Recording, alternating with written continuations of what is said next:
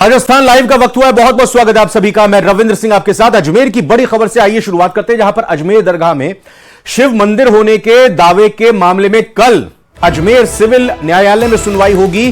दोनों पक्षों की ओर से अपना अपना पक्ष रखा जाएगा। परिवादी विष्णु गुप्ता ने पृथ्वीराज काल के दौरान की किताबें पेश करके सर्वे की मांग रखी है। वहीं दरगाह कमेटी अल्पसंख्यक विभाग में दावे को खारिज करने की अर्जी लगाई गई है। विष्णु गुप्ता का दावा है कि यह मामला वर्शिप एक्ट में नहीं आता, यह धार्मिक स्थल नहीं है। और अब कल इस मामले में महत्वपूर्ण सुनवाई होनी है। दोनों ही पक्षों की तरफ से अपनी अपनी बातें रखी जाएंगी। आपको बता दें, अजमेर दरगाह में शिव मंदिर होने के दावे को लेकर यह परिवाद दिया गया है विष्णु गुप्ता की तरफ से, और अब कल अजमेर सिविल न्यायालय में इस मामले में सुनवाई होनी है और दोनों पक्षों की ओर से अपना पक्ष रखा जाएगा। परिवादी विष्णु गुप्ता ने पृथ्वीराज काल के दौरान की किताबें बतौर सबूत पेश की हैं और ये सबूत पेश करने के साथ ही उन्होंने सर्वे की मांग रखी है। सर्वे कराया जाना चाहिए। यहां पर धौलपुर की बड़ी खबर, जहां राष्ट्रीय मिलिट्री स्कूल में रैगिंग का मामला सामने आया है। क्लास 9 के कक्षा 9वीं के छात्रों की रैगिंग का आरोप लगा है। स्कूल प्रशासन ने 2 सीनियर छात्रों को निलंबित कर दिया था और इसके विरोध में सीनियर छात्रों ने जूनियर छात्रों के बाल काटकर उन्हें अपमानित किया है। 18 फरवरी को एक फुटबॉल मैच से शुरू हुआ था पूरा का पूरा ये विवाद। काउंसलिंग के बाद परिजन बिना शिकायत किए लौट गए हैं। तो ये एक बड़ा मामला धौलपुर के राष्ट्रीय मिलिट्री स्कूल से सामने आया है, जहां पर रैगिंग का यह मामला है और क्लास 9 के छात्रों की रैगिंग का आरोप सीनियर्स पर लगा। स्कूल प्रशासन ने इस संबंध में 2 सीनियर छात्रों को निलंबित कर दिया था, लेकिन इसके विरोध में सीनियर छात्रों ने जूनियर छात्रों के बाल काटकर उन्हें अपमानित किया। 18 फरवरी को एक फुटबॉल मैच हुआ था स्कूल के छात्रों के बीच में। उसी दौरान तभी से ये पूरा विवाद शुरू हुआ। काउंसलिंग के बाद परिजन बिना शिकायत किए लौट गए थे। तो ये बड़ी खबर आपको धौलपुर की बता रहे हैं। राष्ट्रीय मिलिट्री स्कूल का ये एक मामला चल रहा है जिसमें रैगिंग की बात सामने आई और आपको बता दें कि क्लास 9 के छात्रों की रैगिंग करने का आरोप लगा है उन्हीं के सीनियर छात्रों पर। हरिवीर से बात करते हैं, हमारे सहयोगी और जानकारी के साथ जुड़ चुके हैं। हरिवीर, पूरे मामले को विस्तार से बताएं, अभी क्या स्थिति है?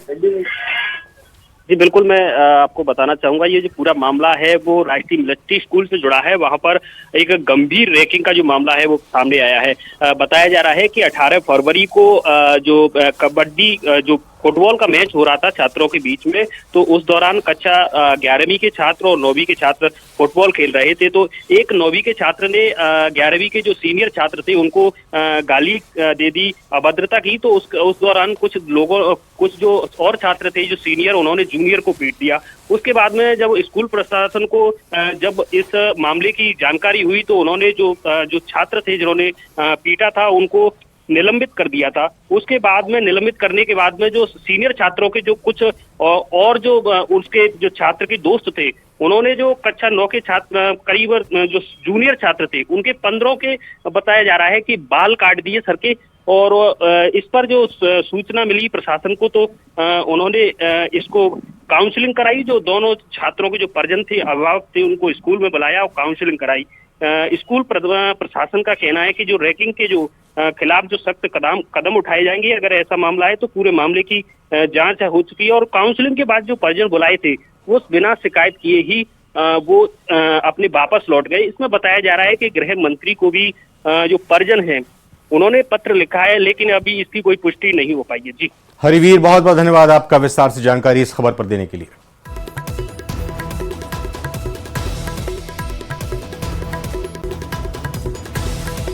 और दिल्ली की बड़ी खबर आपको बताते हैं। बीजेपी सांसद सीपी जोशी ने बड़ा बयान दिया है। उन्होंने कहा है कि पार्टी ने जो जिम्मेदारी दी है उसके लिए धन्यवाद। बजट सत्र के दूसरे भाग में सार्थक चर्चा हो, इसके लिए विपक्षी पार्टी से सहयोग की उन्होंने बात कही है। साथ ही साथ यह भी कहा कि बीजेपी में अनुशासन सबसे महत्वपूर्ण है।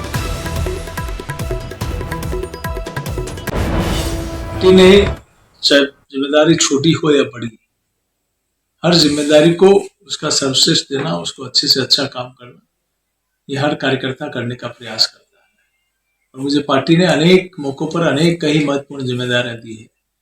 अभी याचिका समिति में सभापति के पद पर जिम्मेदारी मिली है। मैं समझता हूँ मैं और पूरी याचिका समिति मिलकर अच्छे से अच्छा करने का प्रयास करेंगे देखिए, बजट सत्र का फर्स्ट स्पेल पूरा हो गया, दूसरा स्पेल शुरू होने वाला है 10 मार्च से 4 अप्रैल के बीच में। मैं सोचता हूँ सभी पॉलिटिकल पार्टियां, सभी राजनीतिक पार्टियां मिलकर, सभी एमपीज मिलकर इस बजट पे एक सार्थक चर्चा करेंगे। और कल एक माइनॉरिटी मोर्चे की बैठक में कुछ घटना आई है। ये स्पष्ट है कि भारतीय जनता पार्टी में चाहे कितना ही बड़ा कार्यकर्ता हो, दायित्ववान हो, चाहे सामान्य कार्यकर्ता हो, अनुशासनहीनता का पार्टी में कोई स्थान नहीं है। ये घटना गंभीर है। निश्चित रूप से माइनॉरिटी मोर्चा इस पर कार्रवाई करेगा और जहां तक मुझे ध्यान है शायद कार्रवाई भी की है।